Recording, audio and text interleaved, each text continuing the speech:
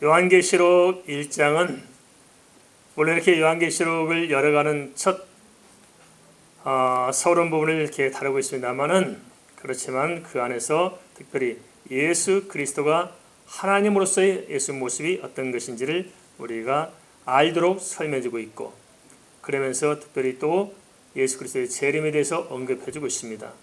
그래서 예수 그리스도를 받아들이고 예수님의 재림을 소망하는 성도들의 공동체인 교회들에 대해서 2장 3장에 곧장 이어서 어떻게 주님 앞에 설 것이고 어떻게 신앙생활 할 것인가 하는 것을 설명해 주고 있습니다.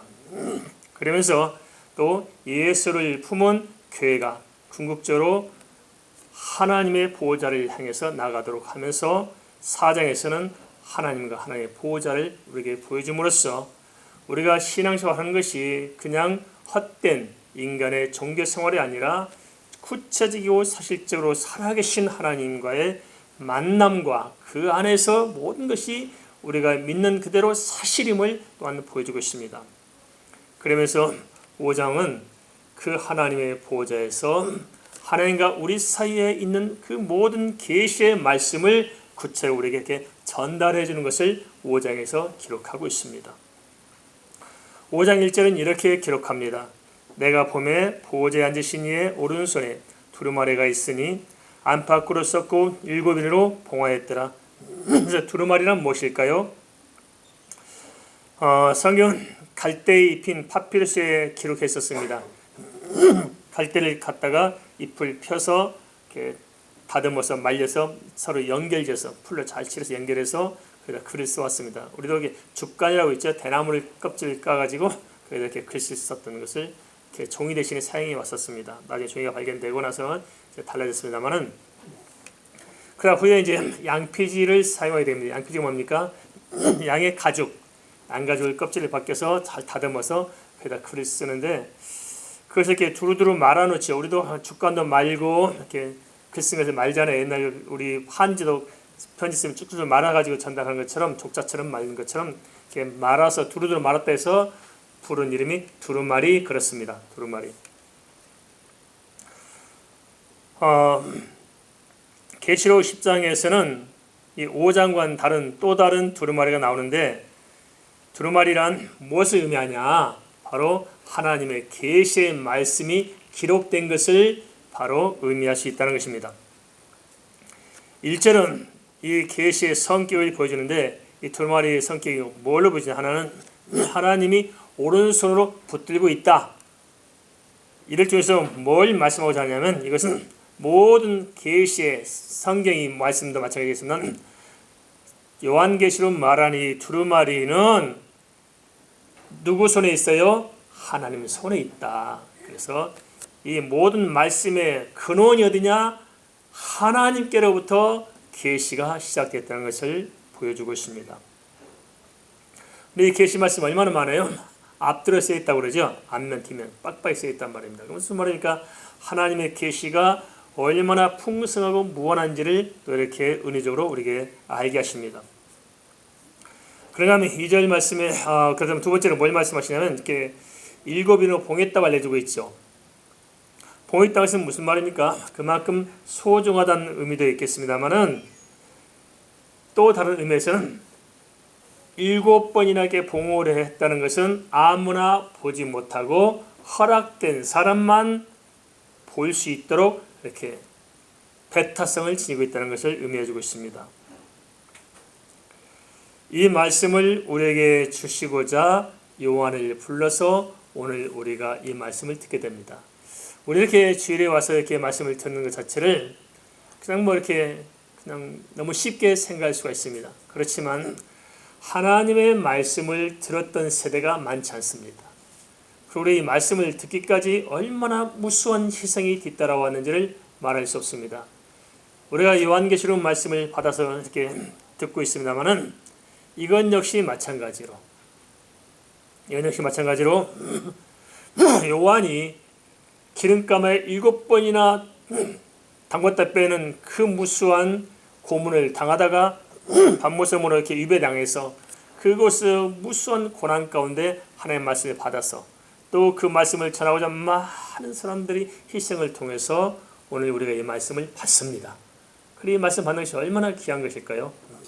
그런가 하면 중세시대 때는 사실상 이렇게 말씀을 들을 기회가 없었어요. 왜냐하면 중세 가톨릭에서는 성경 자체가 없었습니다. 그리고 성경을 못 읽도록 많이 합법화했습니다. 웃기잖아요, 그죠? 그래서 이 클리프 같은 사람은 성경을 번역했다고 부관 참시를 당했어요. 죽었던 사람을 시체를 꺼내서 다시 참수시키는 이런 일까지 저질렀습니다. 성경을 번역했다고. 그래서 성경 아무도 모릅니다. 그래서 신부들도 성경도 모르고 그 가톨릭에 다니는 사람들도 성경을 모르는 거예요. 그러니까 뭡니까? 성경을 모르니까 그냥 그 가톨릭이 마음대로 하는 거예요. 그래서 하다 보니까 면제부터 팔고 뭐 연옥도 만들고 사람을 철지 우민하게 만드는 것입니다. 가톨릭은 동방교회가 있고 서방교회가 있습니다만 특별히 동방교회 이제 러시아 중심으로 동방교회가 있는데 한국은 서방교회 영향을 받고 특별히 서방교회에서도 예수의 영향을 많이 받아왔습니다. 우리 예수의 세운 학교가 있죠. 서강대학교에.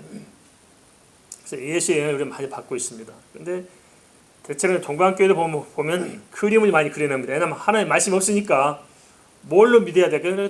그림을 그려가지고 그림의 이미지를 이해하도록 만든 정도 수준이었고 서방교회시 마찬가지로 하나님의 말씀이 없으니까 형상을 많이 만듭니다. 그래서 마리아 형상도 그려놓고 갑자기 빌굿사하게 하고 만들고 또 사도들의 상도 만들어서 그 앞에 기도하게 만들고 자꾸 예배당을 좀 이상하게 좀 신비스럽게 꾸며가지고 그 안에서 종교적인 카타르시를 느낄 수 있도록 만들고 이런 식으로 발전했다는 거예요. 그리고 신부들도 뭔지 모르고 그냥 할 수 있는 것은 그 의식을 인도하는 그런 정도 라틴어 몇 개 외워가지고 그렇게 써먹는 그런 정도 세월이 흘러왔고 거기다 반기를 들면 이건 정말 생명이 살아남지 못하도록 협박한 겁니다. 위협하고. 그런데 우리가 종교개혁이 어떻게 일어났습니까? 루터가 로마서를 번역합니다. 로마 상은 번역했던 것 때문에 이제 사람들이 성경 읽기 시작. 성경이 이거구나 보고 나니까 어떻게 해요? 오직 믿음으로 구원받는 거구나 하는 사실을 그때 깨닫기 시작합니다. 그래서 이 성경이 번역됐는데 그때 당시 또 뭐가 있었냐면 코텐베르크의 인쇄술이 그때 생기잖아요. 그래서 그 인쇄술과 성경 번역이 맞아떨어지면서 보급되면서 이제 종교개혁에 불씨를 이렇게 붙일 수 있는 그런 여건이 만들어지게 됩니다. 그래서 중세시대 때 암흑기 때 왜 암흑이냐? 하나님의 말씀을 듣지 못한 암흑이 있었던 것입니다. 그런 어려운 시대를 겪고 나서 오늘 우리는 이렇게 말씀을 듣는데 조금 교회들이 방향성을 잘 잡아갈 필요가 있습니다. 왜냐? 성경이 없다 보니까 성경을 아는 사람이 없어요. 그래서 발전된 게 뭐냐면 설교가 발전됐습니다. 이렇게 듣고 이렇게 설교하는 것들. 사실상 초대교회 모임이나 그때 원형적인 뭐냐? 기독교 원형적인 예배는 뭐냐면은 설교가 아니고 하나님의 말씀을 낭독하고 읽는 게 원형했던 거 읽는 거예요. 근데 우리는 하나님의 말씀을 낭독하고 읽고 하나님의 말씀의 원액을 직접 접해야 되는데 그건 뒤로 미루고 인간의 너무 이렇게 사람의 소리로 치우친 설교에 익숙해져 가지고 우리가 뭔가 원형의 본질을 좀 놓치고 있습니다. 그런데 이것을 우리가 좀 회복할 필요가 있고 우리 교회는 이걸 회복해서 철저히 성경 말씀을 듣고 이 안 되는 부분을 풀어서 성경 말씀이 무엇인가를 알도록 하는데 집중하고 있습니다. 그러니까 일반적인 설교로 익숙해진 분들은 교회 가서 이렇게 말씀 들을 때 좀 딱딱하다. 무슨 뭐 우리가 대학 강의 듣느냐 이런 재미없다 할 수 있을 것입니다. 그런데 뭐 이렇게 시간이 짧잖아요. 이 주어진 짧은 시간에 어떻게 할 것인가 고민이 많습니다. 뭐 예배를 한 4시간, 5시간 하루 종일 하면은 차분차분 할 수 있는데 짧은 시간 하니까 다 빼버리고 이 성경 말씀만 좀 설명해서 알도록 해야 할 수밖에 없는 이런 것을 좀 양해를 구합니다. 어쨌든 간에 우리가 이렇게 하나의 말씀을 듣는 기회는 많지 않아요. 흔치 않습니다. 요즘 들어와서 우리가 이렇게 말씀을 좀 듣게 되는데 이 말씀을 듣는 자리에 이르기까지 얼마나 많은 희생과 피비린내는 순교의 발자취를 따라서 오늘 우리가 하나님의 말씀을 듣는가 생각하면은 이 시간이 얼마나 고귀한 시간인가를 알 수 있을 줄 믿습니다. 7일로 봉해진 채로 하나님 오른손에 들려있는 이 계시의 두루마리가 바로 내용이 뭐냐? 6장부터 쭉 풀어가기 시작합니다. 6장에 보면 또 이제 7이 나오죠. 첫째 인을 떼고 둘째 인을 떼고 쭉 풀어가는 것이 이제 쭉 이 두루마리의 내용이 이거고, 마지막 일곱째 인을 떼면 그 안에 나팔이 또 나오고, 또 마지막 일곱 나팔을 또 떼면 그 안에 대접이 나오고, 그래서 쭉 이어가도록 한 것이 바로 이제 이 인을 떼면서부터 이제 시작되는 내용입니다. 그럼 하나님께서는 왜 요한에게 두루마리를 보여주셨을까요? 두루마리 내용을 알도록 하셨을까요? 이것은 알 수 없으니 접근하지 말라고 하셨을까요? 하나님께서 요한을 부르신 이유는 말씀을 열어서 보여주시고자 계시하신 것이라고 성경은 이야기하고 있습니다. 말씀이 열리지 않으면 믿을 수 없고 구원을 받을 수가 없습니다. 교회 다니도 그렇죠. 하나님의 말씀이 이해되지 않으면 예수 믿기 쉽지 않은 것입니다. 그래서 자칫하면 종교가 우면화할 수 있습니다. 무조건 믿으면 된다. 무조건 열심히 된다. 지성이면 감천이다. 이건 다 종교에 속한 것입니다. 그러나 기독교는 절대의 반지성주의를 말하고 있지 않습니다. 우리 철저히 성경은 우리로 하여금 여호와 하나님을 알도록 요구하고 있고, 우리가 지성이 깨어서 하나님의 음성을 듣도록 하는 것입니다. 우리가 예수 믿고 구원받는 것이 단순한 문제가 아닙니다. 그냥 덮어놓고 다닌다 해서 세상이 아니고, 성경은 절대 그렇게 우리를 구원하지 않습니다. 먼저 뭐가 있습니까? 하나님의 계시의 말씀이 선포가 되는데, 그 말씀을 성령께서 우리에게 깨닫게 하고 알게 하심으로 믿게 하신 것입니다. 그러니까 무조건 믿는 게 아니에요. 근데 사람들은 그냥 무조건 덮어놓고 믿으려고 합니다. 아닙니다. 기독교는 절대 그러지 않습니다. 한 생명이 구원하는 그 일을 하나님이 그렇게 대충대충 아닙니다. 철저히 하나님의 말씀 앞에 성경에서 세워서 그 말씀의 계시가 열어지고, 열린 그 말씀을 내가 모르니까 깨달아 알게 하고, 그 말씀이 내 속에 들어와서 그 말씀에 부딪혀서 내가 예수가 믿어지도록 만들어내는 것입니다.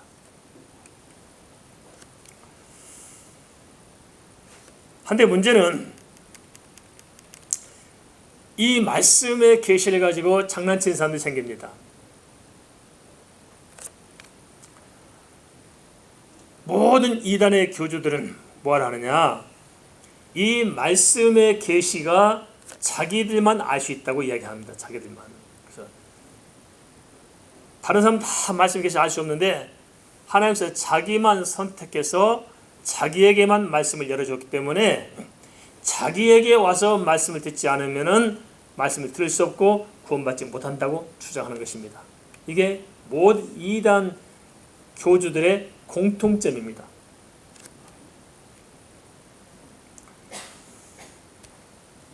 여기에 우리가 속으면 곤란합니다. 여기에 대해서 성경이 뭐라 말씀하시냐? 2절 5절에서 계시를 풀 자는 누구냐고 말씀하시냐면 오직 다윗의 뿔이 예수님이라고 못 박아놓고 있습니다. 그래서 요한복음 10장 27절에 내 양은 내 음성을 듣고 그는 나를 알고 나는 그를 안다고 말씀하고 있습니다. 그리고 마태복음 13장 11절에는 누가 깨달아지냐? 하나님께서 선택한 자들은 말씀이 깨달아지고 믿어지는 것입니다. 우리가 깨달으려고 한 것이 아니고, 믿어보려고 노력하는 것이 아니고, 그냥 믿어지고 깨달아질 수 있도록 하셨다는 것입니다. 어떻게 하느냐? 하나님께서 작정된 자들에게는 주의 성령이 친히 내 안에 오셔서 말씀을 들을 때 그 말씀이 이해가 되어지고 믿어지도록 하셔서 말씀의 역사를, 은택을 누리게 하신다는 것입니다. 한데 이단들은 이것을 애곡해서 사람을 미혹합니다. 이 말씀을 아무한테 준 적이 없고, 때를 따라 양식을 나눌 자 누구냐? 마태복음 25장이죠. 그래서 자기들만 때를 따라서 이 말씀이 마지막 때는 이 말씀을 나에게만 주었다. 그러니까 이 때를 따라 양식을 나눌 자는 나밖에 없으니까 다른 사람 다 필요 없고 다른 교회 다니다 구원받지 못하고 이만희한테만 구원받는다. 이만희가 재림의수다. 성령으로 영적으로 재림했으니까 이만희 쫓아다니 신천지 다녀야만이 구원받는다. 모두 이단들은 다 이랬습니다. 웃긴 게 뭐냐면 신천지 다니는 사람들은 이만희가 말하는 것만 진리인 줄 압니다. 그런데 놀랄 것은 신천지나 하나님의 교회나 또는 JMS나 대한민국에 나서 자기가 무슨 제레미야라는 모든 사람들이 착각하는 게 있습니다. 교리가 똑같습니다. 알겠습니까? 누구만 달라요? 우두머리만 달라요. EMI도 똑같은 소리하고 JMS 똑같은 소리하고 또 하나님께도 그만 똑같은 소리 했고 조일성, 이슬성이 찾는 그 사람들도 역시 똑같은 소리 하고 나는 거예요. 왜냐하면 같은 공장에서 나왔어요. 그래가지고 그에다가 똑같은 제품에다가 이름만 달리 붙이는 겁니다. 똑같습니다. 신천지 사람은 모르죠? 자기들만 막 진리다 하고 다니는데 아니에요. 한국 이단 다 똑같습니다. 어디 가나 제품이 똑같아요. 포장지만 다르고 회사 사장만 다른 거예요. 이단들 사장과 다른 겁니다.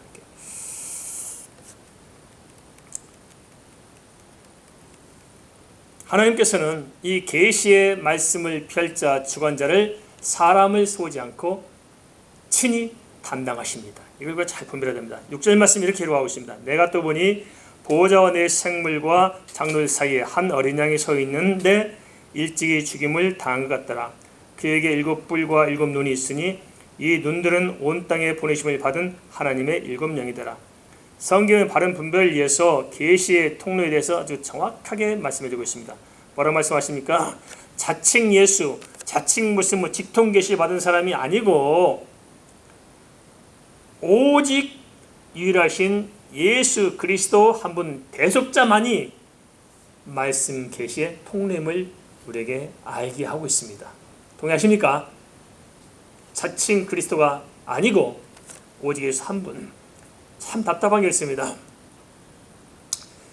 이만희가 또 조희성이 또 박태선이 한국에 나온 내노라는 교주들 하나님이라 찾는 자 자칭 자기들이 재림에서 찾는 자들 그들이 거짓 사도란 증거가 있습니다. 성경에서 예수 그리스도를 자세히 말씀했을까 안 했을까요? 말씀했어요. 다 알도록. 어떻게 하냐? 몇 가지만 뽑아보자 그렇습니다. 첫째, 탄생 어디서 해야 돼요? 베들레헴에서 태어나도록 성경에 예언했잖아요. 그 다음에 여자의 후손이 태어나도록 독생자가 태어나도록 말씀하셨잖아요. 성령이 태어나도록. 이름이 뭐예요? 예수라라 임마누엘을 하라. 혈통이 다윗의 뿌리, 다윗의 혈통. 그리고 말씀대로 살고 십자가에 죽으시고 부활하시고 낙이 타고 입성하는 것까지 예수님 태어나시고 나서 정말 유아 살해 사건이 터지는 것까지 그 다음에 죽으실 때 부자의 무덤에 묻히는 것 죄인들과 함께 십자가에 죽으실 것까지 모든 성경이 예언대로 다 살다 가신 분은 오직 한 분 예수 그리스도밖에 없습니다. 이만희 성이 뭐예요? 이시잖아요. 성이 틀려. 이만희 어디서 태어났어요? 대한민국 한 동네에서 태어났어요. 자기 베들레헴 태어난 건 아니잖아요. 그런데 참 사람들이 이렇죠. 그 뭐냐면 영적인 일들이 있습니다. 영적인 일들은 사람 생각으로 되지 않는 거예요. 하나님 은혜를 주셔야 깨달아야지. 이걸 줄 알고 성경 미리 쫙 기록해 놓은 것입니다. 속지 말도록. 그래도 그쪽에 열심히 쫓아다니는 분들 계시죠? 혹시 신천지 오신 분 안 계시죠? 또 신천지 괜히 또 매력을 느끼시는 분 안 계세요? 다 한 번쯤 접해봤을 거예요. 그죠? 분별 잘하시기 바랍니다. 우리 종이도 몇 번 들락거렸어요. 뿌리 못 내리죠. 우리는 하도 이걸 까 발려내니까 붙어 있을 수가 없으니까 신천지가 포기한 겁니다. 그러한 증거로 성경이 뭘 말하냐? 예수님은 7뿔과 7눈이 있는 분이라고 알려주고 있습니다. 이게 뭘 의미하냐? 7뿔은 주님의 온전한 권세, 7눈은 주님의 온전한 지혜를 말하고 있습니다. 하나님으로서 이 예수님이 누군가 예수님만이 말씀의 주관자요 계시의 통로요 그 말씀의 성취자이고 그 말씀을 가지신 분인가 하는 것을 성경이 이렇게 정확하게 보여주고 있습니다. 그런데 7영은 온 땅에 보내심을 받은 7눈은 온 땅에 보내심을 받은 7영이라고 말씀하고 있습니다. 그게 무슨 의미냐? 주님이 7눈을 가지고 계신데 주님의 7눈은 이 땅에서 뭐요? 7영이라고 말씀하신 이유는 뭐냐? 이 땅의 백성들과 주님이 떨어지는 것이 아니고 이 땅의 백성들을 구원하는 영적인 역사를 이야기하면서 주 예수와 연결되어 있음을 이렇게 보여주고 있습니다.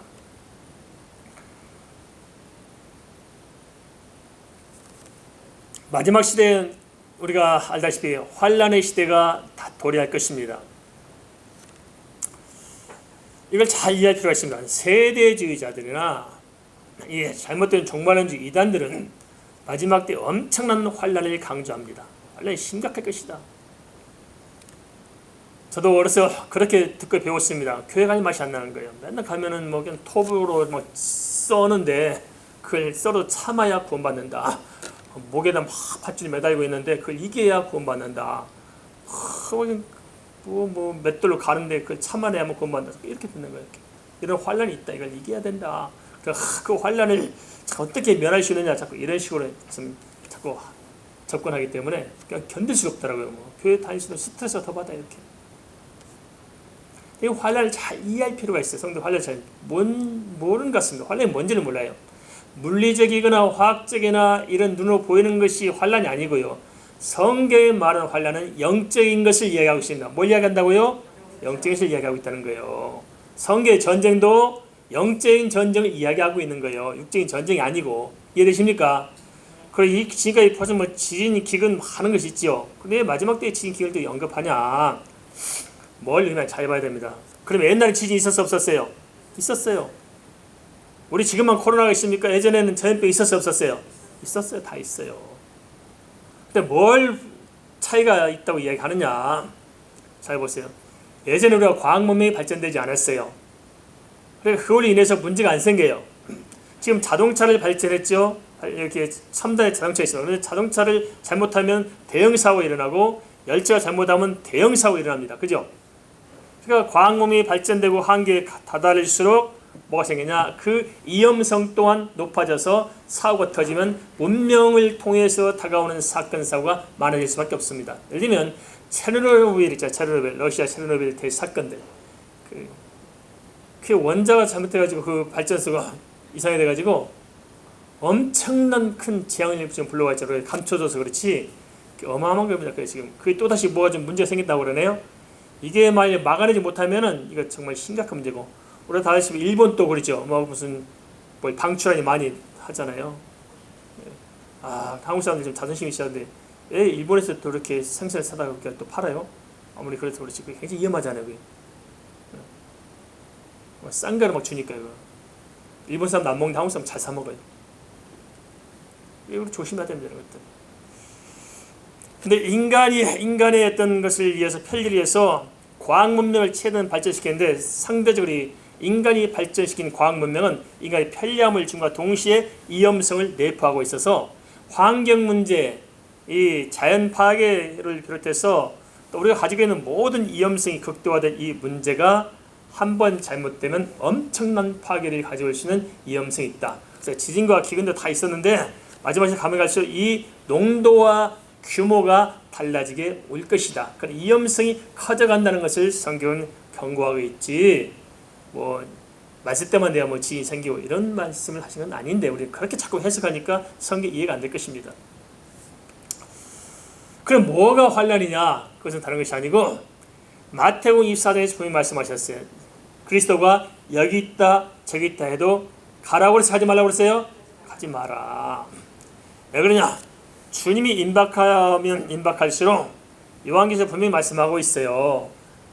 사단이 자기 때가 얼마 남지 않은 줄 알고 성질나가지고 세상에 내려오는 거예요. 그 와서 뭔 일 합니까? 말씀을 유혹을 시켜서 마지막 때일수록 자기를 막 믿도록 그렇게 예수는 겁니다. 그래서 마지막 때 가면 갈수록 이단 사이비가 많이 늘어나는 거예요. 대한민국도 그렇잖아요. 기독교가 한참 성장해 왔는데 지금 뭐가 늘어나요? 이단 사이비가 엄청나게 늘어난 거예요. 대한민국에서 그렇지. 한국 크리스찬 4명 중 1명은 이단입니다. 이게 심각한 문제예요. 엄청나게 늘어나고 있어요.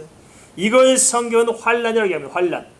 그래서 사람이 굶주린 게 양식이 없어 굶주린 것이 아니고 여호와의 말씀을 듣지 못한 기근이 우리 가운데 다가오는데 이런 환란이 있다는 것입니다. 이 환란을 누가 하느냐? 마귀 새끼가 하는 거예요. 왜냐? 자기들이 영광 받으려고 그래요. 하나님께만 영광 돌리고 그리스도만 높여야 되는데 자기들이 제레메스다 자기들이 하나님이다 하면서 하나님께 영광 돌리고 자기들이 영광을 받습니다. 심지어 신천지는 이만희 지가 예배 인도하는데 성가대가 찬양하면 누구를 찬양해? 이만희를 찬양해요. 자기가 받고 지가 예배 인도하면 지가 하나님을 또 받아요. 김장원 목사 이렇게 찬양하면서 제가 다 받으면 좋아요? 이게 제정신입니까? 이 짓을 하고 있는 거예요. 이 짓을. 지가 하나님이라고. 이것이 환난입니다. 알겠습니까? 이것이 환난입니다. 마지막 때 이게 심해진다는 것입니다. 이걸 잘 분별하도록 성경이 이야기해 주고 있는데, 이렇게 이 말씀을 드리느냐, 지금 이단들은 요한계시록과 종말론을 가지고 대부분 다 이단을 만듭니다. 왜 그러냐? 요한계시록이 참 상징적이고 비유적인 것이 많아서 잘 모르는 거예요, 사람들이. 그러니까 이거 참 속여먹고요. 종말론 하니까 정말 이기감을 가지고 막 부죽혀서 막 뭐가 생겼으면 이렇게 해가지고 종말을 가지고 사람들을 많이 끌어가는 거. 그래서 이단 특징은 종말론과 요한계시록이 대부분 다 이렇게 만들고 있습니다. 물론 창세기를 잘못 해석해 드리겠습니다만은 여기 끌어가는데, 그 중에서 지금 몇 가지 공통된 것들이 좀 크게 부각되게 되는데, 그 중 하나가 바로 이 인봉된, 7위로 인봉된 두루마리를 가지고 또 사기를 쳐먹습니다. 어떻게 사기 쳐먹는다고요? 나만이 이걸 해석할 수 있어. 그런 사람 있어 없어요? 듣지, 우리 주변에. 나만이 해석할 수 있어. 니네 교회 다니면 소용이 없는 거야. 나한테 와야 된다. 우리한테만 와야 이 말씀을 듣고 구원을 받는다. 그게 전부 다 사기 쳐먹는 겁니다. 종교 사기꾼들. 여기에 속지 마시기 바랍니다. 그럼 어떻게 분별할 수 있느냐? 성경에 분명히 분별할 수 있는 근거를 제시하고 있습니다. 8절부터 10절은 두루마리를 펴시는 주님과 성도의 관계에 대해서 말씀하고 있는데, 8절만 눈으로 잠깐 같이 보겠습니다. 그 두루마리를 취하심에 네 생물과 이스라엘 장로들이 그 어린 양 앞에 엎드려 각각 검은고와 향이 가득한 금대접을 가졌으니 이 양은 성도들의 기도들이라. 8절은 두루마리를 취하신 분은 예수 그리스도이심을 분명하게 밝히고 있습니다. 예수님을 정확히 만날 때 모든 세상의 거짓 사도들로부터, 사단의 종들로부터 우리를 지켜낼 수가 있습니다. 분별할 수 있는 근거가 뭐냐? 예수 그리스도를 만나야 됩니다. 있습니까? 예수를 정확히 만나야, 내 안에 주영이 거해야 이단 사설들이 보이고 잘못된 것들이 눈에 보이는데, 왜 성도들이 이단에 끌려가느냐? 왜 교회 잘 다니다가 엉뚱한 데 가서 막 거기서 뭐 은혜 받은 척하고, 그게 좀 진리를 발견한 척, 이렇게 살아야 되느냐? 예수를 못 만나서 그렇습니다. 알겠습니까? 이건 딱 그거, 예수 못 만났어. 그래서 주님을 만난 사람은 주님의 음성을 듣고 주님을 향해 가요. 그런데 거짓을 좋아하는 자들은 데살로니가 후서 2장의 말씀처럼 거짓을 쫓아서 거짓에게 사로잡혀 거짓을 쫓아서 가는 거예요. 그 안에 뭐가 없어서요? 예수가 없었어. 알겠습니까? 그래서 분별은 어디서 오느냐? 진짜 예수 그리스도를 정확히 만나면 분별력이 생기는 거예요. 그래서 안 속습니다. 알겠습니까? 그냥 교회 다니지 마시고 예수 만나야 합니다. 8절은 두루마리 말씀과 성도들의 기도를 연결해서 보여줍니다. 이를 통해서 우리가 짐작할 수 있는 게 있습니다. 그게 뭐냐? 주님의 말씀과 성도들의 기도는 연결되었는데, 주님께서 우리에게 주시는 것은 뭡니까? 계시의 말씀 우리에게 주십니다. 그죠? 우리가 주님께 받는 건 뭐예요? 하나님의 말씀을 받는 거예요. 그럼 우리 성도들이 뭐 할까요? 성도들은 그 하나님의 말씀을 받음으로 성령께서 깨달아 알게 하고 믿게 함으로 그 진리의 말씀이 내게 역사하고 임하는 것입니다. 그래서 그 말씀을 보고 깨닫고 알게 되니까 내 마음에 기쁨과 감사가 넘치는 거예요. 그래서 성도들이 그것을 붙들고 하나님께 감사 찬양의 기도를 올린 것입니다. 그래서 성도들의 기도는 금향로에 담긴 향기로운 제물이 되는 것입니다. 할렐루야. 그래서 우리가 하나님의 말씀을 정확히 성령 안에서 받고 그걸 붙들고 우리가 기도할 때 성령으로 충만해져서 계시를 바로 분별하고 세상의 모든 사단의 세력들의 거짓말에 속지 않고 하나님 앞에서 진리의 말씀을 분별하며 나갈 수가 있다는 것을 성경은 이렇게 기록하고 있습니다. 그러면 예수님만이 유일한 말씀의 계시의 통로고 계시자시냐? 9절은 이렇게 말씀하고 있습니다. 그들이 새 노래를 불러 이르되 두루마리를 가지시고 그 인봉을 떼기 합당하시도다. 일찍 죽임을 당하사 각 족속과 방언과 백성과 나라 가운데서 사람들을 피로 사서 예수님께 드리시고, 피로 사서 하나님께 드린 분이 누구예요? 예수 그리스도. 이 세상의 모든 하나님이라는 자들 자기들이 무슨 재림의주라는 사람들 속지 마십시오. 우리의 그리스도는 오직 우리를 위해서 우리 죄 때문에 대속해 주신 한 분 예수밖에 없다는 사실들을 성경은 이야기하고 있습니다. 이만희가 십자가에 우리 위해서 대신 죽어줬어요? 조이성이 대신 죽어줬어요? 아니에요. 석가가 대신 죽어줬어요? 아니에요. 석가는 돼지고기 먹다가 죽었어요. 숨 막혀가지고. 마음의 주를 위해서 십자가에 죽으셨어요? 아니에요. 오직 예수 그리스도 한 분만이 우리를 위해서 대속해서 죽으시고 부활 승천하신 것입니다. 그런데 10절에서는 이렇게 이야기합니다. 그들로 우리 앞에서 나라와 재성을 삼으셨으니 그들이 이 땅에서 왕노하리로다. 이게 무슨 말이냐? 예수 그리스도의 이 십자가의 공로로 말미암아서 우리에게 두 가지를 새롭게 보여주고 있습니다. 하나는 뭐냐? 영적인 신분이 우리가 바뀌어지는 것입니다. 영적 신분, 새로운 피조물이 되는 것입니다. 베드로전서 2장 9절엔 그래서 우리가 왕같은 제사장을 알려주고 있습니다. 우리 신분이 바뀐 거예요. 예수 믿으면 신분이 바뀌어요. 뭐가 바뀐다고요? 이게 제일 중요합니다. 신분이 바뀌어버린 거예요. 하나님의 자녀로 바뀌었습니다. 믿습니까? 신분이 바뀌었어요. 비록 우리가 이 세상에 살고 있지만 우리 신분은 이제 하나님의 자녀예요. 우리 아버지가 누구예요? 하나님 아버지. 우리 성이 무슨 씨예요? 김이박 다 필요 없어요. 이제는 뭐가 필요해요? 우리는 주씨, 주 예수씨.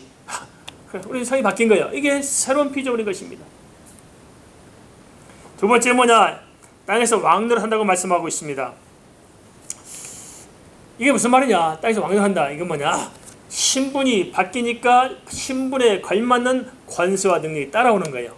그래서 첫 번째는 신분의 변화를 이야기했는가 하면 두 번째는 우리의 권세가 달라졌다는 것입니다. 우리 크리스찬들이 권세를 사용해야 됩니다. 우리가 땅에서 왕노를 한다고 했습니다. 이게 무슨 말이냐? 이걸 또 이단들은 또 신천지는 또 이 아들 웃긴 것들은 뭐라 하냐? 이때 찰리왕국이 막 회복되는데 거기서 진짜 왕이 된다는 거예요. 그리고 성경 문자를 믿어요. 14만 4천 명만 천국 가는데 찰리왕국 동안 이때 사는데 다 왕이 된다는 거예요. 한번 생각해 봅시다. 우리가 다른 걸 다 내려놓고 상식적인 선에서만 생각해 보더라도 신천지 갈 때 14만 4천 명만 구원받는다고 그랬거든요. 요아증인도 그랬고. 그런데 구원받은 14만 4천 명이 누가 되냐? 왕이 된다고 그랬어요. 그러면 왕이 14만 4천 명이면 백성 어디 있어요? 나라가 14만 4천 개라 하잖아요. 이게 말도 안 웃기는 소리입니다. 이게 상징적인 것을 말씀하고 있는데 이렇게 인간이 자기들을 뭐 이렇게 편의대로 교주를 만들어내라고 이따위 소리를 하는 것입니다. 그것이 아니고 예수 믿는 사람들이 왕같은 세상에 태어나면 무슨 말이냐? 사단을 결박하신 분이 예수 그리스도이십니다. 사람은 목을 틀어서 말띠 먹고 났잖아요. 그래서 우리가 예수 이름으로 사단의 세력을 결박하고 흑암을 깨뜨리고 하나님의 자녀의 권세를 가지고 살아갈 수 있도록 한 이것이 왕같은 권세라는 것입니다. 이해되십니까? 이게 필요해요. 그래서 우리가 이걸 잘 이용해야 됩니다. 사용해야 돼요. 근데 성도 이걸 사용하지 않아요. 내 힘으로 살아가려고 그래. 그러지 마시고 이 권세를 사용하시기 바랍니다. 내가 예수 이름으로 명하니 우리 가정에 있는 모든 감의 시련 따라갈지어다. 우리 아들들의 붙들려 있는 모든 불신한 시련 따라갈지어다. 선포하시기 바랍니다. 아시겠습니까? 선포하셔야 됩니다. 이걸 사용해야 됩니다. 근데 우리가 이걸 사용하지 않아요. 사용해 본 적이 있어요? 사용하지요? 안 해요. 마치 비하면 이와 같습니다. 실제 그럴 때 전쟁을 하는데 수류탄을 줘도 수탄 쓸 줄 모르니까 적군이 날라오면 이 수탄을 돌멩이처럼 맞박 맞추려 던져요. 수탄을 맞박에 맞춰야겠어요? 뽑아서 던져야겠어요? 던져야지. 폭발력이 있는데 그걸 몰라. 그러니까 수탄을 돌멩이처럼 던져. 이렇게 맞박 맞추고. 그게 안 되는 거예요. 그죠? 총을 가지고 몽둥이를 사용해요? 총을 쏴야 돼요. 쏴야 돼요. 오늘날 성도기와 똑같아요. 내게 이런 권세가 있어요. 주어졌어요. 영적인 무기들 다 주셨어요. 말씀의 검도 주셨고 투구도 주셨고 방패도 주셨고 다 주셨는데 써요 안 써요? 안 써. 그리고 내 마음대로 살아가다가 지치고 피곤해요. 우리 예수 믿는 사람들은 하나님의 자녀된 권세가 있는 줄 믿습니다. 왕같은 권세가 있는 줄 믿습니다. 그래서 사용하시기 바랍니다. 몸이 아프십니까? 손 잡고 딱 기도하세요. 내가 예수의 명하니 병만은 떠나갈지어다. 걱정이 있습니까? 내가 예수의 명하니 걱정은 떠나갈지어다. 이 사단아 물러가라. 난 하나님의 자녀다. 내가 너를 안다. 그게 나를 속이는 것이지. 따라가라. 할렐루야. 선포하시기 바랍니다. 이게 우리가 습관적으로 배워야 됩니다. 습관적으로. 그래야 이 권세가 우리 삶 속에 나타나는데 우리는 사용하지 않아요. 그걸 꼭 사용하시기 바랍니다. 주님께서 이미 이를 위해서 십자가에 죽으시고 우리를 자녀 삼아주시고 우리에게 권세를 주셨어요. 그래서 한 가지만 좀 언급하면 그렇습니다. 뭐냐면 자칫 이렇게 하니까 사람들이 자꾸 이단들은 뭘 주장하냐면 사탄 배상설 가지고 나와요. 사탄 배상설. 들어본 적 있습니까? 이게 무슨 말이냐? 예수님께서 십자가에 죽으신 것은 이미 사단들이 다 넘어갔는데 사단한테 십자가에 죽어서 이 값을 치르고 사단에게서 찾아왔다는 것으로 이렇게 설명을 해요. 맞아요? 틀려요? 아닙니다. 그럼 무슨 문제 생기냐? 인간의 생사복을 주장한 자가 누가 돼요? 사단이 되는 거예요. 그게 아니고 사단도 피조물에 지나지 않습니다. 예수님이 십자가에 돌아가신 것은 사단에게 어떻게 잘 보여가지고 우리를 건지려고 한 것이 아니고 인간의 죄와 하나님의 공의와 사랑입니다. 하나님은 온전히 공의하신 분, 죄는 죄값을 반드시 치러야 되는 것입니다. 눈은 눈으로, 이는 이로. 그게 뭘 말하냐? 하나님의 공의를 설명합니다. 죄값은 반드시 치러야 돼요. 다 갚아야 돼요. 근데 인간이 갚을 수가 없잖아요. 근데 하나님은 공의 하나님이에요. 죄진 자를 죄 없다 하지 않으세요. 죄값을 치러야만 되는 겁니다.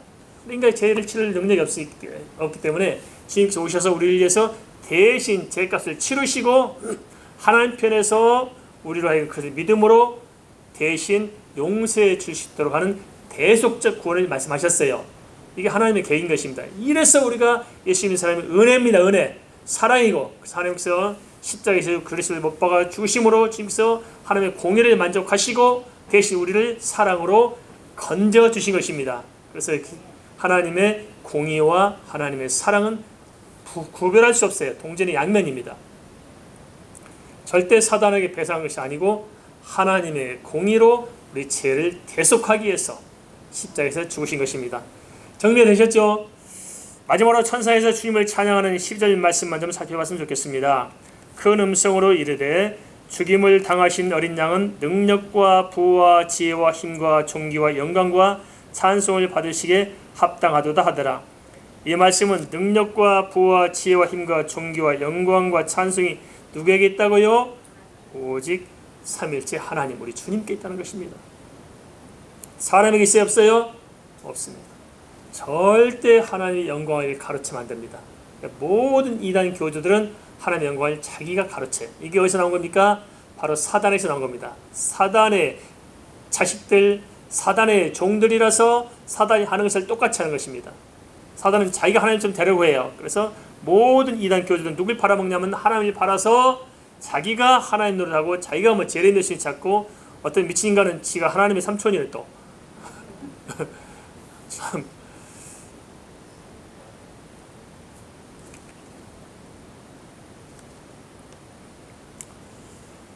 인간의 생사화복을 수행하실 분은 삼위일체 하나님이십니다. 그리고 우리는 예수 그리스도를 통해서만 하나님께서 택한 자에게 주시는 계시의 말씀을 받을 수가 있습니다. 그럼 내가 하나님께 택한 자인지 아닌지 어떻게 알 수 있을까요? 나는 하나님께 택한 받은 안 받았나 어떻게 알 수 있을까요? 그것은 다른 것이 아니고 믿어지는 자는 택함을 받은 것입니다. 동의하십니까? 믿으려고 하는 것이 아니고 그냥 믿어져요. 왜 믿으려고 하는 것이 아니고 믿어져야 되는 것입니까? 그것은 믿음은 하나님의 선물이기 때문에 그렇습니다. 그냥 하나님께서 택한 자는 그냥 믿어지도록 만드는 것입니다. 동의하십니까? 그냥 믿어지는 거예요. 내가 믿어보려고 연구한 게 아니에요. 어떻게 하면 믿어볼까? 이게 연구한 게 아니고 그냥 주에다가 믿음이 없습니다. 믿음을 주옵소서 하면 하나님께서 택한 자는 그냥 믿음을 그냥 주신 것입니다. 공짜로 주는 거예요. 할렐루야. 믿어지십니까? 안 믿으시면 계시면 또 나머지 공부 좀 하셔야 돼요. 그냥 믿어지는 거예요. 이게 안 믿어지면 곤란한 거예요. 믿어지는 거예요. 안 믿어지면 뭐냐면 종교생활하는 거예요. 그냥 내가 하나님 안에서 믿음으로 태어난 거지 내가 또 다 해가지고 하나님의 자녀가 되어지는 것이 아닙니다. 이해되십니까? 그냥 믿어지면 끝난 거예요. 믿는 순간 하나님의 자녀가 되고 자녀로 신분이 바뀐 순간 자녀의 권세가 내게 주어져 있는 것입니다. 이단들은 자기들을 통해서만 계시를 할 수 있고 자기들을 통해서만 구원받을 수 있고 별소를 다합니다. 그것은 결국 교주를 신격화하고 사단의 백성으로 만들려고자 작정한 것들입니다. 여기에 절대 속지 마시기 바랍니다. 그래서 요한 계시록 이 5장을 가지고 이단을 참 많이 만들어냅니다. 여기 많이 적습니다. 나한테만 와야 우리인데만 와야 구원받는다. 속지 마시기 바랍니다. 구원이 그들에게 있는 것이 아니고 구원은 여호와 하나님의 주권 속에 있습니다. 믿습니까? 이 사실 알고 속지 마시기 바랍니다. 그리고 하나님께서는 그 사람을 통해서만 구원받는 것이 아니고 특별히 어떤 능력인 종을 통해서 구원받는 것이 아니고 그것은 당신의 통로에 불과하고 하나님께서 선택한 백성은 누구를 통해서 하든 하나님께서 친히 구원하시는 것입니다. 그 사실을 아시고 속지 마시기 바랍니다. 몇 가지만 좀 정리하겠습니다. 모든 이 두루마리 계시의 근원은 어디냐? 하나님 오른손에서 하나님께 있다. 모든 계시의 근원 하나님께 있는 것이고 또 이 계시를 해석하고 또 통로가 되어주시고 우리에게 전달하시는 분은 누구냐? 예수 그리스도시다. 우리 계시의 말씀이 우리에게 믿어지고 깨달아지고 하는 분 누구냐? 성령님께서 하신다.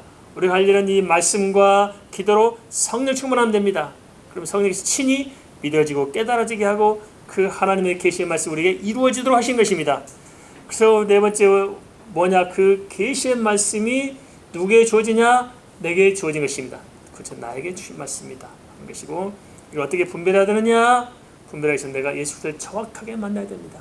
예수를 정확히 만나고 말씀과 기도로 성령 충만하면 절대 이 세상의 이 이단들의 사이비의 주장에 속지 않고 하나님의 말씀의 계시를 정확히 인도받고 따라갈 수 있을 줄 믿습니다.